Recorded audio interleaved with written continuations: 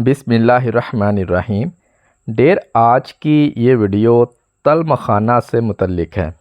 आज की इस वीडियो में आपको तल मखाना के फ़वाइद, इसके इस्तेमालात और मुजर्रब नुस्ख़ाजात इस वीडियो के एंड पर बताए जाएंगे। वीडियो स्टार्ट करने से पहले अगर अभी तक आपने इस चैनल को सब्सक्राइब नहीं किया तो प्लीज़ हमारी रिक्वेस्ट है कि इस चैनल को सब्सक्राइब कर दें और साथ बेल आइकॉन को भी क्लिक कर दें ताकि हमारी हर नई आने वाली इंफॉर्मेटिव वीडियो का नोटिफिकेशन आप तक पहुंचता रहे। तल मखाना को मुख्तलिफ़ ज़बानों में मुख्तलिफ़ नामों से पुकारा जाता है। इसको उर्दू और हिंदी में तल मखाना कहा जाता है। संस्कृत में इसको अक्षोगंधा कहा जाता है। ये अक्षोगंधा है। एक जड़ी बूटी असगन नागोरी भी होती है जिसको आशोगंधा कहा जाता है। इन दोनों में फ़र्क है। ये अक्षोगंधा है। मराठी में इसको तल मखाना ही कहा जाता है और इसको गुजराती में इसका नाम एक्रो है। लातीनी इसका नाम एस्ट्राकैंथा लॉन्गिफोलिया है।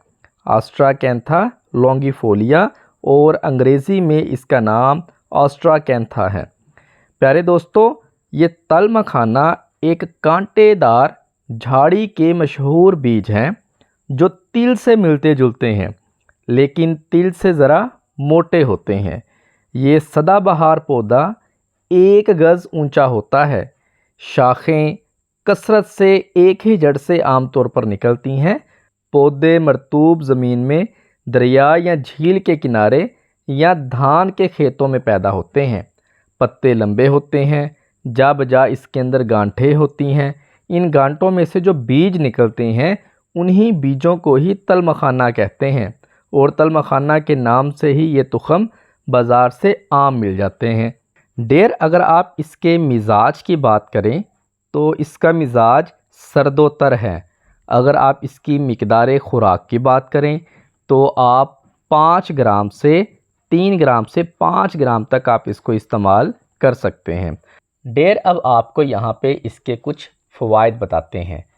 तल मखाना के बीज पेशाब लाने वाले होते हैं, मुक़व्वी होते हैं, बदन को मोटा करते हैं, मर्दाना ताकत और मनी पैदा करते हैं, सुरअत के लिए मुफीद हैं, जरियान और एहतलाम का ये ख़ात्मा करते हैं।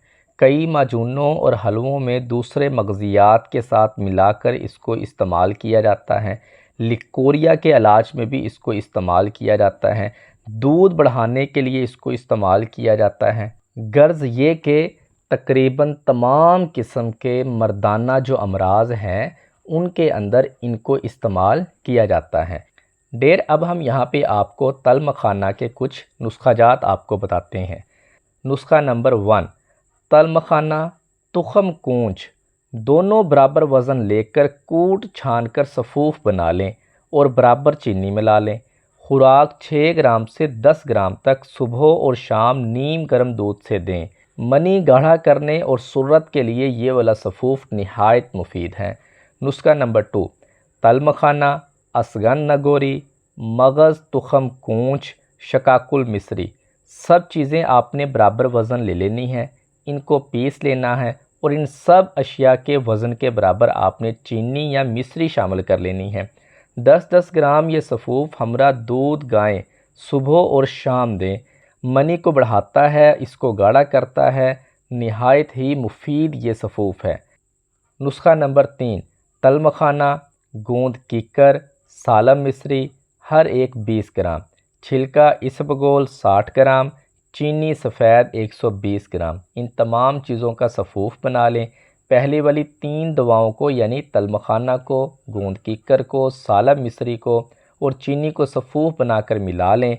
इसबगोल को वैसे ही आपने मिला देना है। इसके अंदर 5 ग्राम सुबह और 5 ग्राम शाम हमरा दूध नीम गर्म दें।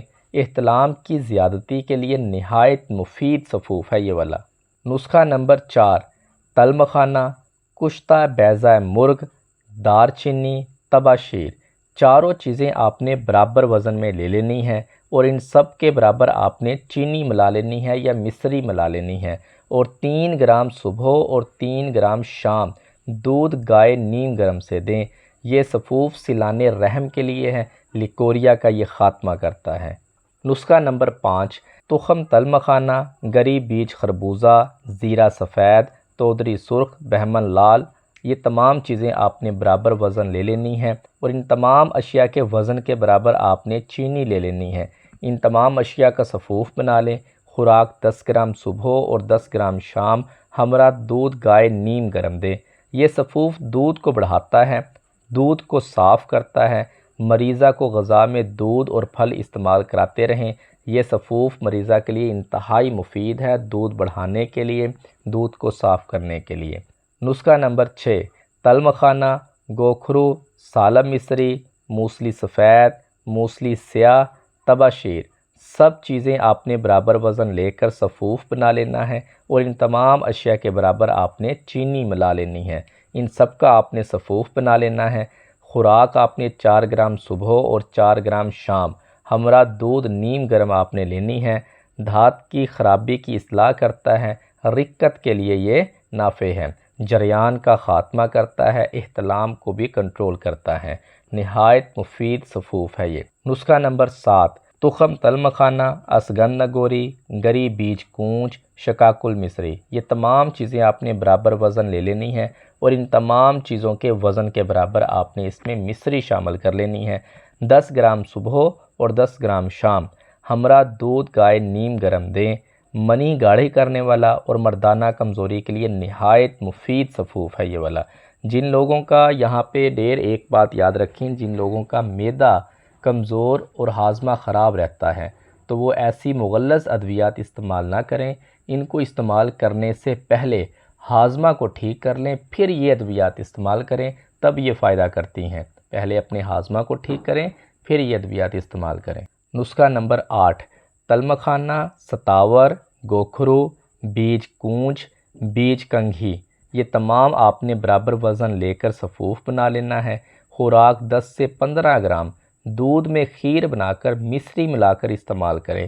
پتلی منی کو یہ گاڑھا کرتا ہے، احتلام، سرعت اور جریان کے لیے نہایت مفید ہے۔